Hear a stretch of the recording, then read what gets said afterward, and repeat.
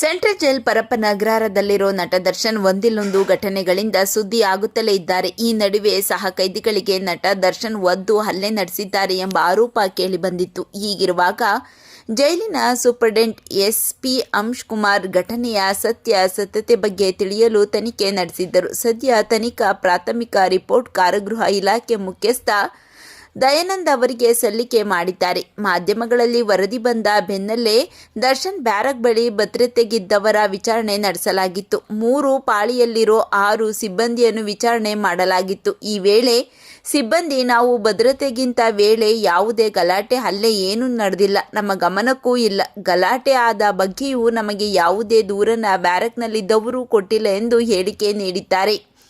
ಅಲ್ಲದೆ ದರ್ಶನ್ ಮತ್ತು team normal ರೀತಿಯ ಬ್ಯಾರಕ್ನಲ್ಲಿ ಇದ್ದಾರೆ. ದರ್ಶನ್ ಬ್ಯಾರಕ್ನಲ್ಲಿದ್ದ ಜೊತೆಗಾರರು ಸಹ ಸಿಬ್ಬಂದಿ ಬಳಿ ತುಟಿಕ್ ಪಿಟಿಕ್ ಅಂತಿಲ್ಲ. ಡೆವಿಲ್ ಸಿನಿಮಾ ಸಕ್ಸಸ್ ಬಗ್ಗೆ ತಮ್ಮ ಬಳಿಕ ದರ್ಶನ್ ಮಾತನಾಡಿದ್ರು ಅಷ್ಟೇ ಎಂದು ಸ್ಟೇಟ್ಮೆಂಟ್ ಕೊಟ್ಟಿದ್ದಾರೆ.